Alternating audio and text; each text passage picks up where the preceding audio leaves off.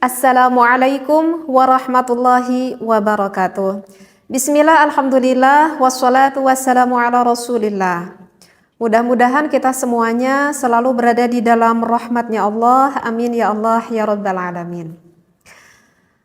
Kali ini saya ingin membahas, ada yang bertanya kepada saya perihal gaya nih. Perihal gaya. Gaya apa yang dia tanyakan itu perihal gaya 69.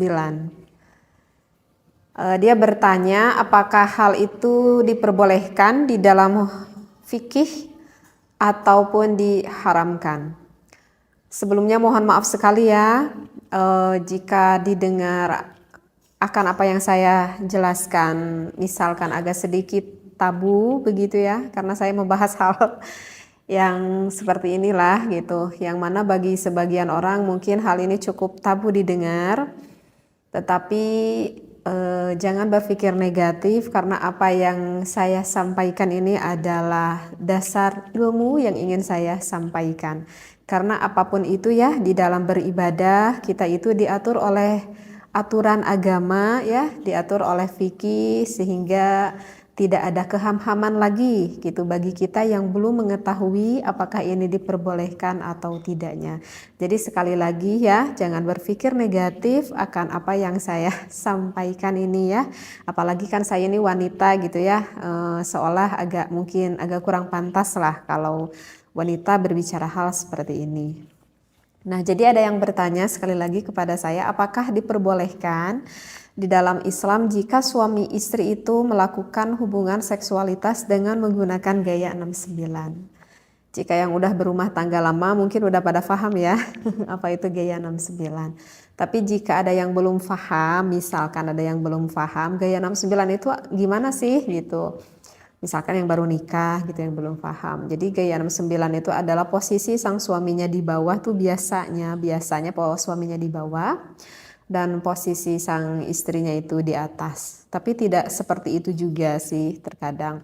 Jadi intinya dari gaya 69 itu adalah apakah boleh sang suami itu maaf-maaf sampai menjilati ataupun menghisap klitoris sang istrinya, dan ketika melakukan hubungan itu sebaliknya sang istri pun maaf sekali ya dengan bahasa yang saya sampaikan sampai mengulum Mr. P suaminya. Nah, itu adalah yang dikatakan dengan gaya 69. Jadi saling mencium, saling menghisap, saling menjilat di area vitalnya lah istilahnya seperti itu. Nah, apakah itu diperbolehkan atau diharamkan? Saya di sini berbicara tentang ilmu fikih, bukan ilmu akhlaknya ya. Sekali lagi saya tekankan, saya di sini adalah menjawab dari ulama fikih, bukan menurut perihal ilmu akhlaknya seperti itu. Nah, kalau di dalam ilmu fikih itu banyak ya sebetulnya saya temui di dalam beberapa kitab seperti itu, yang mana jumhurul ulama itu mayoritasnya membolehkan seperti itu. Dalil Al-Qur'annya kenapa dibolehkan tertera ada di dalam surat Al-Baqarah ya, pada ayat 223. A'udzu billahi minasyaitonir rajim. Nisa'ukum harthul lakum fa'tu harthakum anna syi'tum. Wallahu a'lam bil muradi. Jadi kan di lafaz itu dikatakan nisa'ukum. Nah, gitu kan. Wanita ataupun istri kamu itu adalah harthul lakum, adalah sawah ladang bagimu. Artinya sawah ladang suami. Fa'tu, maka datangilah gitu ya. Harthakum, ladangmu itu anna syi'tum. Nah, di sana itu ada lafad anna syi'tum. Kalau kita lihat di tafsirnya, lafad anna syi'tum itu bermakna aimin aina syi'tum. Jadi bermakna artinya aimin aina syi'tum itu kita boleh melakukan di mana saja seperti itu. Artinya ya di tempat yang diinginkan oleh suami dan juga istri. Kemudian wa mata syi'tum, maknanya itu adalah wa mata syi'tum, kapan saja jika suami dan istri menghendaki boleh dilakukan. Kemudian kaifa syi'tum, dan nah ini kaifa syi'tum, bagaimana saja sesuai kehendak yang kalian sukai, artinya sesuai kehendak yang disukai oleh istri dan juga suami kamu. Jadi ini yang salah satu dasar referensi ayat Al-Quran yang mana membolehkan kita melakukan gaya 69 itu, karena tidak ada larangan di sana. In kana dzalika min simamin wahidin, jika ada dari lubang yang satu. Nah, di sini adalah penekanan yang jelas asal masuknya itu ke lubang yang satu, yaitu ke lubang vagina sang istri. Nah, jadi dalil Al-Quran ini yang menunjukkan bahwa suami boleh bersenang-senang dengan istrinya dengan gaya apapun selama suami dan istrinya itu saling suka, saling meridhoi, tidak ada keterpaksaan antara suami dan juga istri. Nah, itu yang perlu digarisbawahi. Nah, kemudian saya akan membacakan dari referensi kitabnya ya, barusan dari dalil Al-Quran, sekarang dari referensi kitabnya. Di sini dikatakan wattafaqal fuqaha'u, sepakat nih para ulama ahli fikih ala annal jima'a, atas melakukan jima, yahrumu diharamkan fi halataini, dari kedua keadaan. Ada dua hal yang gak boleh dilakukan berhubungan intim, itu adalah fid duburi, jika suami memasukkan ke lubang belakang ataupun lubang duburnya, wafil haidi, ataupun memasukkan milik suami kepada istrinya ketika istrinya itu sedang berada di dalam keadaan haid. Nah, itu juga yang diharamkan ya, udah jumhurul ulama, itu udah sepakat seluruh ulama. Wa amma masiwahuma, wa amma dan adapun sesuatu masiwahuma selain dari keadaan dua tadi, yaitu yang dubur dan juga haid, faqad ikhtalafu fihi, maka sesungguhnya itu berbeda pendapat ulama. Oleh karena itu kan saya katakan ini adalah menurut pandangan ilmu fikih, bukan menurut pandangan ilmu akhlak. Faqad qala asy-Syaikh Zainuddin bin Abdul Aziz Al-Malibari fi Fathul Mu'in, berkata asy-Syaikh Zainuddin bin Abdul Aziz Al-Malibari di dalam kitab Fathul Mu'in. Di sana kalau para santri ini udah populer kitab Fathul Mu'in ya. Jadi itu kitab fikih yang banyak sekali dipelajari di pesantren-pesantren. Nah, bagi yang pernah ngaji kitab Fathul Mu'in, di sana kita akan menemui faslun fil kafaah ya. Di sana kita akan menemui faslun fil kafaah, bisa dibuka lagi referensi kitabnya. Kemudian kita lihat agak ke bawahnya itu ada tatimatun ya. Ada tatimatun, di sini ada pembahasan yang mengatakan seperti ini. Jadi di dalam tatimatun itu yang membahas fi bayani ba'di adabin nikah ya, di dalam menjelaskan sebagian adab-adaban tentang nikah. Nah, ada yang dikatakan oleh Syekh Zainuddin, referensinya seperti ini.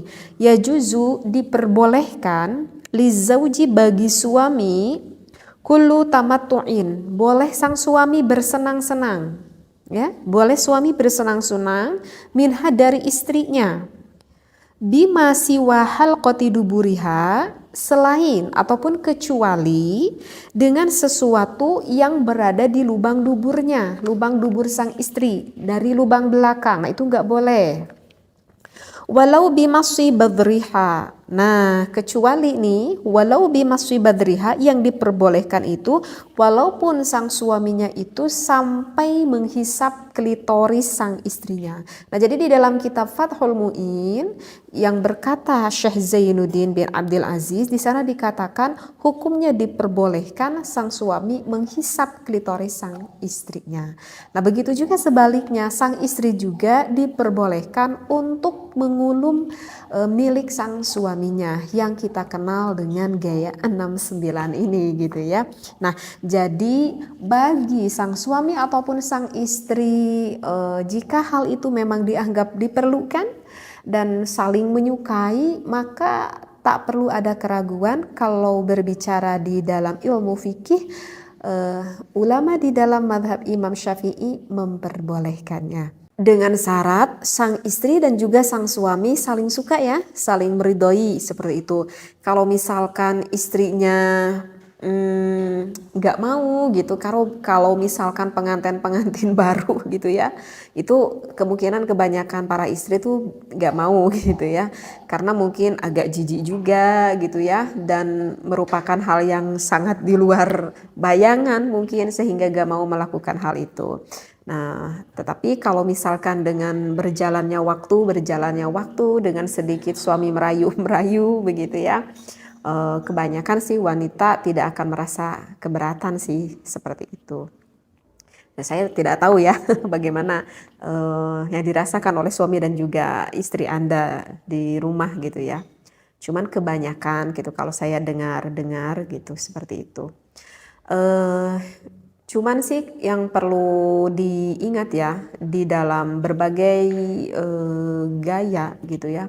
Di dalam berbagai gaya ini sih sebetulnya ya memang tidak perlu diajarkan juga ya. Maksudnya tak perlu diajarkan karena dengan instingnya nanti suami istri juga sih akan memahami apa yang dia inginkan sebetulnya. Jadi yang ingin saya titik beratkan di sini itu adalah bukan gayanya itu sih sebetulnya, tetapi hukumnya itu apakah diperbolehkan atau tidaknya.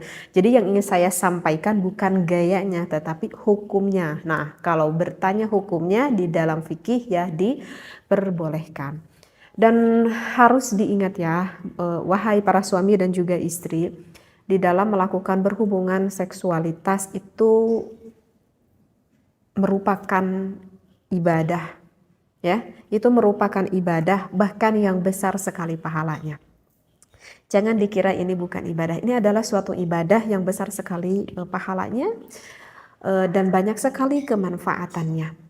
Yang namanya ibadah pasti itu akan diawali dengan yang baik, akan diakhiri dengan yang baik, dan dilakukannya pun dengan yang baik pula.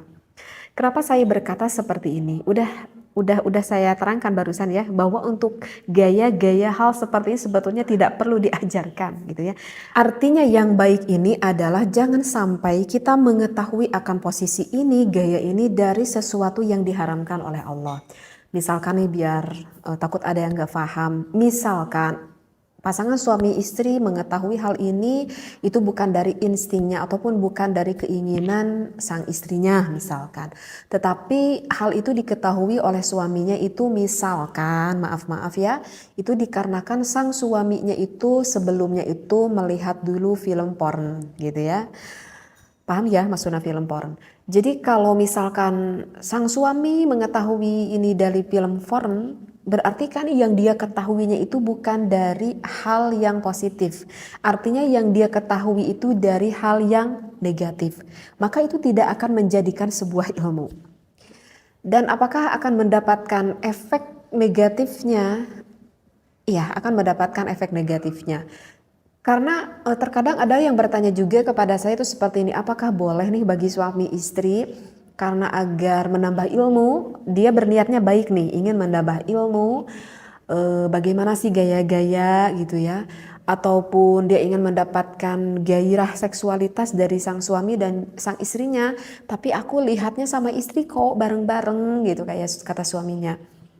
Apakah itu diperbolehkan atau tidak?